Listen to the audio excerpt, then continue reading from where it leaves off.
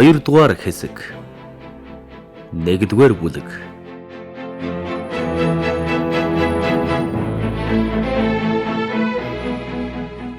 Жорж Дөрюа хуучин заншилдаа эргэн оржээ. Өнөөхөл Константиноплийн гудамжны доод давхрын умгар жижиг байранда хувь заяаныхаа эрхийг хүлээн байгаа хүний байдалтай мөчөг тачигхан суусаар байлаа. Тэрч байтугай Дэмэрэл авгайтай холбоотой гэр бүлийн холбоо юм шиг санагдаж шинэ үүрэгт ажилд бие урдаа сургах мэт байх болсонд явдаг хүүхэн ингэж харилцааныхаа сайхан дэг журамтай болсныг гайхаж чи миний хар хүнээс илүү бэртгч юм а уг нь хуучнараа л байх байсан юм гэж байн хэлж инээ тоху хийнэ. Форест авгай ирээгүй байлаа.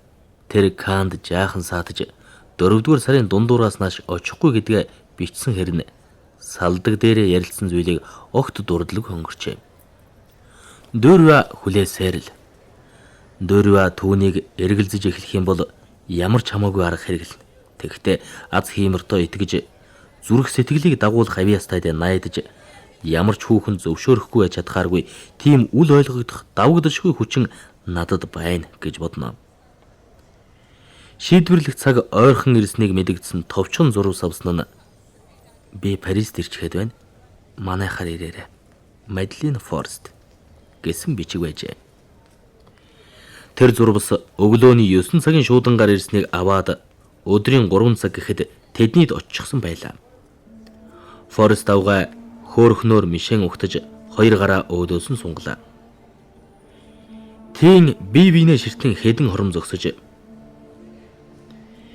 тийм аимшигтай үед минь очисон чинь ямар сайн байв гэж хэмнэхэд би таны юу л гэснийг хийхэд бэлэн шүү дээ гэж Дөрюа хариуллаа. Хоёул суулаа. Хүүхэн соним яриач гэж Вальтрийнхан сонины газрынхан сонины талаар асууна. Ер сонино их дурсаж явсан бололтой. Би сониноос хол өнчирч гүйцлээ. Сэтгэлээрээ сэтгүүлж болсон юм а. Яахч байсан би сонины ажилд дуртай болсон хүн дээ гэж үннээ хэлээд дуугүй болжээ. Түүний инээмсэглэх үг хэлэх хөнгөнд ямар нэг юм сануулах мэт байсанд Дөрюа зориг орж яарад хэрэггүй гэж бодон анхныхаа шийдвэрийг өөрчлөхөд хүрчээ. Тэр тийм байж.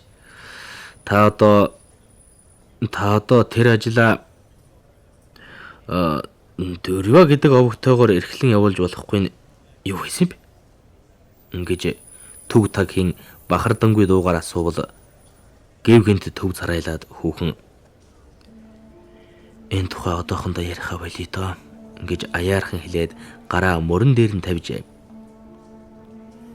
Гэвч Дөрюа миний хэлснийг зөвшөөрч байна гэж таагаад өмнө нь өвдөг сөхрөн унаж баярлаа би танд ямар их дурлана вэ гэж дээрээс нь хэлээд гарыг учир зүггүй үнсэж гарчээ. Хүүхэн босоход Дөрюач мөн адил босолсож гэнэт хүүхний царай маш цайсныг харамгацаа. Би таалагдж байгаа юм байна. Магадгүй аль хэдийнээс ч таалагдсан байж болох нь гэж ойлголоо. Урд урдаас харан зогссон тул Дөрюа тэр завшааныг ашиглан хүүхнийг өөрлөгөө татаад духан дээр нь маш удаанаар их л хүндэтгэн энхрийлсэн байдалтай үнслээ. Хүүхэн гараас нь мултраад найз минь би шийдсэн юм алгаа. Гэхдээ заа гэд хэлчих цаг ирж болох юм. Харин та намайг зөвшөөртөл энэ асуудлыг маш нууц байлгана гэж амлах ёстой. Гэж чамдлан захилаа. Дөрюа ам тангараг тавиад тэднийхээс гарахдаа тэнгэрийн өмдөг атгсан мэт явжээ. Тэр өдрөөс хойш Дөрюа түүнтэй юм ярихдаа маш төлөв намбтай байж хүүхний ирээдүйн талаар амьдралаа холбох төлөвлөгөөнийхөө талаар цаашдаа гэж ярих өнгөнд зүгээр нэг зөвшөөрснөөс илүү янаг дотн байдал мэдэгдсэн тул тодорхой хариу шаардах нэгэнт болжээ. Дөрюа гар хөмхөлгүй ажиллаж хурмаа хийх өдрөө хэдгур мөнгөтэй байхын тулд жаахан мөнгө хөрөмтлүүлэхийг хичээх боллоо. Ингэж одооны харамч байдал хуучин цагийн үрлэгэнтэй тэнцэж иржээ. Зун намрын цаг өнгөрсөн боловч урдийн адил хэнч сэжиг авсангүй. Учир нь тэр хоёр цөөн уулзаж нууж хавчгнах байдлыг огт гаргадаг байж. Нэгэн орой Мадлен нүд рүү нэгцлэн ширтээд та өөрснийхөө бодож байгаагийн талаар Демарел авгаад юу ч хэлээгүй юу гэж асуухад нь үгүй хайрт минь би танд нууцыг хадгална гэж ам тангарыг тавьсан шүү дээ. Энэ тухай нэг ч амьд амтан мэдээгүй. За одоо түүнд хэлж болно. Би Вальтриханд мэдэгдэнэ. Энэ 7 хоногч болно вэ? Гэлээ. Дөөрва царайгаа улайлгаж тэг маргаашлээ. Гэвэл хүүхэн түүний зовсныг мэдээгүй хүн болох гэсэн мэт харцаа алгуурхан хажуу тийш нь болгоод таныг зөвшөөрвөл бид хоёр 5 дугаар сарын ихээр сууж болох юм. Тэгвэл бүрэн ёс төртэй болох үз гэлээ. Таны юу л гэснийг баяртай дагна уу гэж Дөөрва хэлэхэд би 5 дугаар сарын 10-ны Бямгар их твл их дуртай байна. Яг миний төрсөн өдөр юм л да. 5 дугаар сарын 10 бололгүй яах вэ? Таны их эцэг Руаны ойролцоо байдаг гэсэн байхаа, тийм үү? Тэгж та надад ярьсан билүү? Тийм дээ, Руаны ойролцоо. Кантлд би. Юу хийдгийм? Чүүхэн 8 хийх ч болт юм дөө. Би тэдэнтэй танилцсан гэж мөрөөддөг. Гэхдээ Дөөрва машид сандарч эргэлзэн тэгтээ тэд маань ер нь л ингээд хэлэх үгээ олж ядснаа зоригтой байх ёстой гэж зүрхээ чангалаад хайрт минь тэд тариачин улс нэг мухлаг эрхэлдэг юм аа. Намайг эрдэмтэй хүн болгох гэж байдгаа барсан улс. Би тэднээс ичиж байна. Тэдний энгийн хээгүй зан юм мэддэггүй бүдүүлэг нь танд тусгүй санагдаж болох юм шүү дээ гэж түс тас хэлж өрхлөө. Форест давгай сайхнаар мишилзэн инээмсэглэхэд хамаг нүүр нь энхри хайр элэгсэг халуун сэтгэлээр гэрэлтэн хийжээ. Тэгж болохгүй. Би тэднийг их хайрлана. Заавал тэдэн дээр очин шүү. Энэ тухай сүүл ярэмз манай их эцэгч гэсэн өөрцгөө жирийн хүмүүс л байсан. Гэвч тэд минь нас барцгаасаа энэ дэлхий дээр хэн чалга ингэснэ танаас өөр хүн алга гэж нэмж хэллээ. Одоо болтол нэг ч хүүхэн ингэж сэтгэлээ илчлэхийг үзээгүй явсан болохоор Дөөрва туйлын их догдлон уярч сэтгэл татагджээ. Би бас жаал бодож үзлээ. Гэвч тайлбарлахад их хэцүү юм л да гэж хүүхнийг хэлэхэд Дөөрва чухам юу? Хайрт минь надад ч гэсэн альва эмэгтэй хүний адил нэг дутагдал нэг этгээд зам байх бол тэмээ. Би их л гял цал гоё юм дуртай хүн дээ. Язгууртан өвгтэй байвал их жаргалтай байхсан. Хоёулаа гэр бүл болох үеэр та тайж гаралтай болчихж болохгүй юм гэж хүүхэн хэлээд буруу үг хэлчихсэн мэтээр царайгаа час улайлгажээ. Би тэр талаар бодож үзсэн. Гэвч тийм амархан бүтэхгүй юм шиг байна лээ гэж Дөөрва санаа амар хариулсанд яагаад тэр вүлээ гэлээ. Дөөрва инээд алдаж амтны дог болохоос айж байна гэхэд хүүхэн гайхан мөрөө хавчаад юу гэсэн үг вэ? Цөмөрөл ингэдэг юм штт. Доглж байгаа хүн ер алга өөрийнхөө овгийг Дөөрва гэдэл хоёр үг болгочих тун сайхан тохирно шүү дээ. Гэвэл Дөөрва юм мэддэг хүний байртайгаар үгүй болохгүй. Эн чин дэндүү энгийн дэндүү дуураймал дэндүү элээсэн арга байна. Би хувьдаа эхлээд төрсөн тосгоныхоо нэрийг утга зохиолын нууц нэрээ болгож авъя. Дараа нь тэрнийг сэмхэн овгийнхоо ард залгаад сүүлд нь таны хэлдгэр хоёр хуваачихъя гэж бодсон юм. Гэсэнд таны тосгоныг Кантл гэдэг байхаа. Тийм. Гэхэд хүүхэн жаахан бодоод надад энэ төсөглөн таалагдахгүй байна. Хүшээ наад үгүй чинь ялгүй өөрчилчихэж болохгүй юу? Кантл гинэ.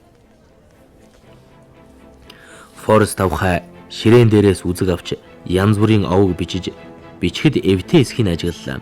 Тэгснэ гэнэт дүү алдан за боллоо энийг хараарай ингээд Дөөрвад Кантл авгай гэж бичсэн цаас сарвайжээ.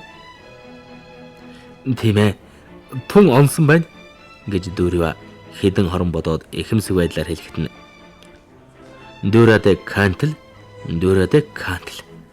Дөрөдэ кантл авга ямар дагв гэж хүүхэн бөөн баяр болон шагшлаа. Форест авга итгэл төгс цааш үргэлжлүүлэн ярьсан нь. Энэ асуудалд цөм зүг зүгээр хандахыг та үзнэ. Ганцхан цаг алдаж л болохгүй.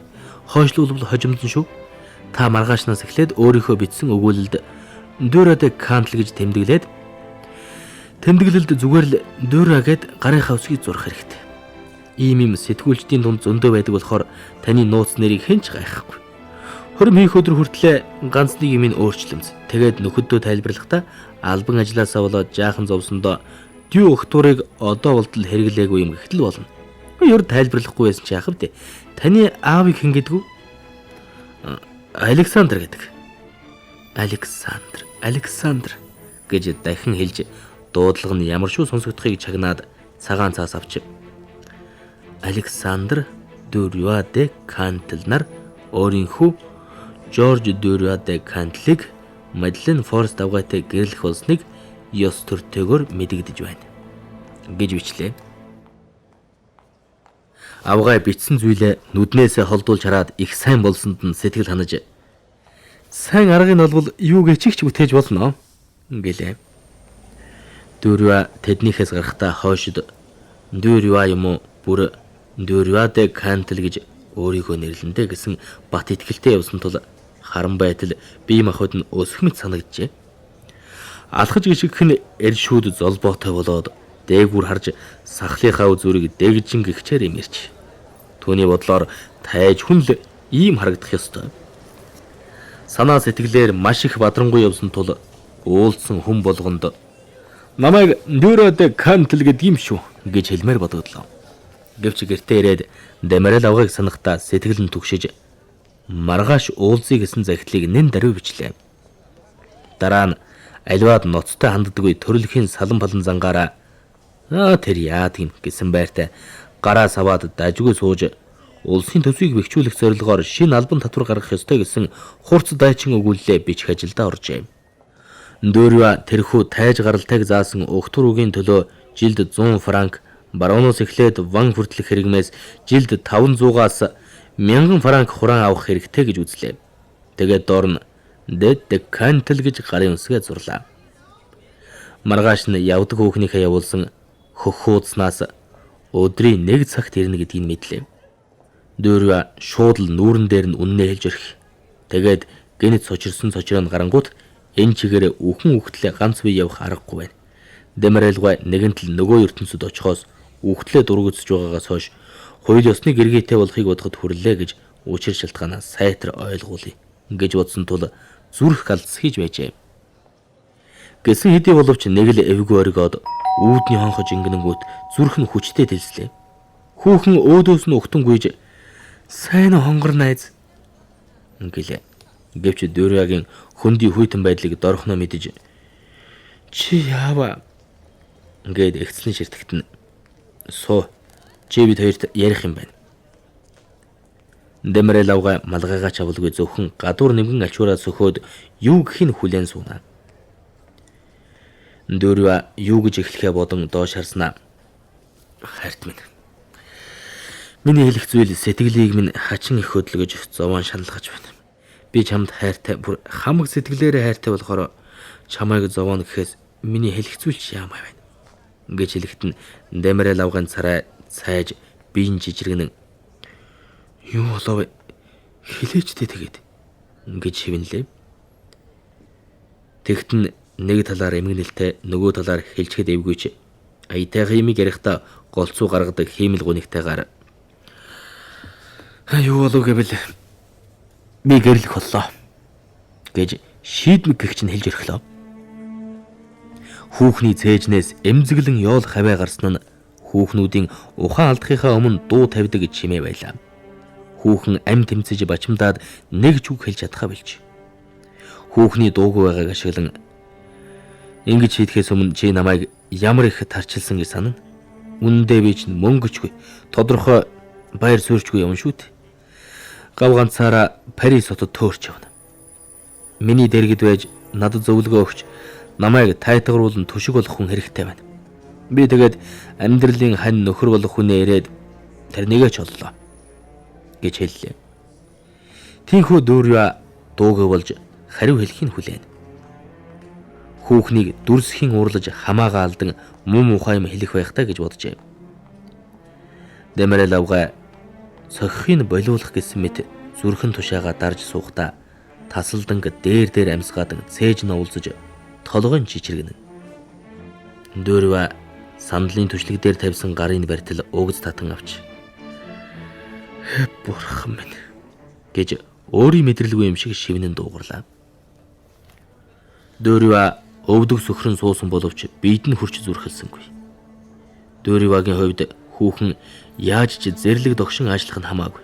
Гагцхүү дуугүй байх нь л аимшигтай байж. Кломин, бяцхан хонгор Кломин. Миний оронд өөрийгөө төлөөлүүлээд үзэлт. Намайг ойлгохыг хичээлдээ. Халаг, би чамтай суудаг бол ямар их жаргалтай байсан бол. Гэтэл чи минь хар хүнтэй байж байдаг. Би өөр яах вдэггүй. Чи сайн бодол доо. Би нийгмийн дотор байр суурь олж авах ёстой. Үүний тулд айл гэрийн голомт хэрэгтэй байна. Чи мэддэг ч болоос. Чиний хар хүнийг алхад бэлхэн явсан үеч бас би шүү гэж ярьлаа. Түүний гитх мэт аяархан ялдам дуу нь хөгжмийн их шиг гэмээр байлаа. Сувдан хэлхээ мэт хоёр том нулимс хүүхний дүрлийн ширтсэн нүднээс бөнжин гараад хацрын даган урсаж сормуусан дээр нь дараагийн туслууд бий болох нь үзэгдлээ. Битгий байл л да. Би чамайг гоё. Миний дотор хачин байна гэж Дөрвя шивгэнлээ. Нэрээ бодсон хийгээд эмэгтэй хүний ихэмсэг зан нь асар их төвчээр гаргуулan биеийг бариулсан тул тэр чинь хэмп гэж эхэр татаж байгаа эмэгтэй хүнээс гардаг аргаа барсан дуугаар асуухт нь төр зуур эргэлзнэ. Тэртээ дэргүй хэлэхээс хойш гэж бодоод Мадлен Форст гэж шууд хэлжээ. Энэ нэрийг сонсмогц Дэмэрэл авгаа хамаг биеэрээ давхин цочиж дахиад л гүн бодолд даргадан гөлрөхдөө өмнө нь Дөрвя өвдөг зөвхөн суугааг ер мэдээгүй юм шиг харагдлаа. Сувдан хэлэхээ туслаар гарч ирээд хоёр хазрын даган урссаар. Хүүхэн бослоо. Дөрвя түүнийг нэг ч үг хэлэлгүй, нэг ч зэмлэх байдал гаргалгүй. Өөрөөр хэлбэл уучлалгүй явах юм байна гэж бодмогцоо. Сэтгэлийн угаас гомдон гоморхож тогтоохыг оролдохдоо булцгор хоёр хөхийн тэврэн авбал булчин шүрэмс нь хэрхэн эсрэгүүцэн чангарсныг ховцсны гаднаас мэдлээ. Ингээд бити явал да өршүүж хайрлаач гэж Жорж гуйлаа. Дэмэрэл авгаа Дөрвягийн дээрээс нулимсандаа мангалсан нүдээр цөхрөн ширтсэн нь эмэгтэй хүнээс сэтгэлийнхээ хамаг зовлонг илтгэн үзүүлдэг туйлын гунигтай бишрэм харц байлаа. Надад хэлэх юм алах та. Надад энд байгаад байх хэрэгцээ алах. Чиний зөв чи зөв хүнээ олж гэж шивгэнлээ. Огцом хөдөлж бие суу татаад хаалгаж иглэхтэн Дөрвя дахин тогтоосонгүй орхиж. Дөрвя дээш босохдоо санаанд ороогүй байдлаа муухай юмтай тохиолдож балагмдсан мэт байсан ч төдхөн бие барьж. Тун тоогүй юм боллоо. Биш их сайн боллоо. Хэл амгүй шутралаа байна. Чухам энийг л би хүссэн юм чин дээ гэж өөртөө хэллээ. Сэтгэлийн бүүн хар бүлх арилж ямар ч холбогдлоггүй чөлөөтэй болоод одоо шинэ амьдралаа зохиоход саад болох юм юу ч үгүй боллоо гэж бодмогцоо. Аз тайда бахархан илүүдл хүчээ хийх газараа олж ядахта хувь заяатайгаа халз тулаан хийх мэт хан туурга балбаж гарчээ.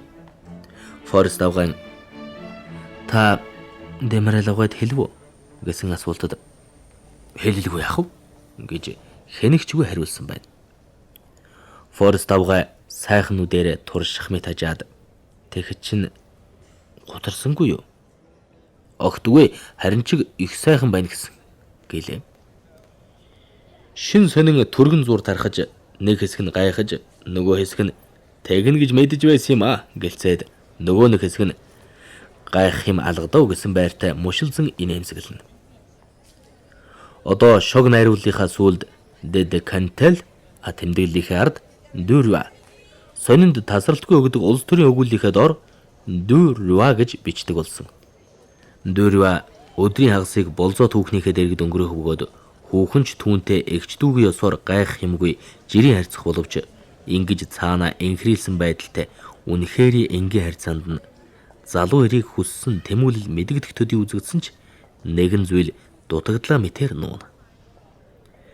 Хүүхэн гэрлэх үедээ гэрчээс өөр хүнийг байлгах хэрэггүй. Тэр оройдоо Руан руу гарна гэж Дүүрватай тохиролцжээ. Тэн хадам аав ээжтэйгээ уулзаж хэд хоног айлчлахыг хүссэн байна. Дүүрва тийшээ очихоо болиё гэж ятгсан боловч амжилт ололгүй арга буюу зөвшөөрөн бууж өглөө. Тэр хоёр хэнийг ч урайгүй болохоор сүмийн ёслол хийсний хэрэггүй гэж үзээд 5 дугаар сарын 10-нд хотын захиргаанд орж гэртээ ирмэгцээ юмаа бэлтгээд оройн 6 цагийн галт тэргээр Сен Лазарын буудлаа судалж Нормандыг зүгэлжээ.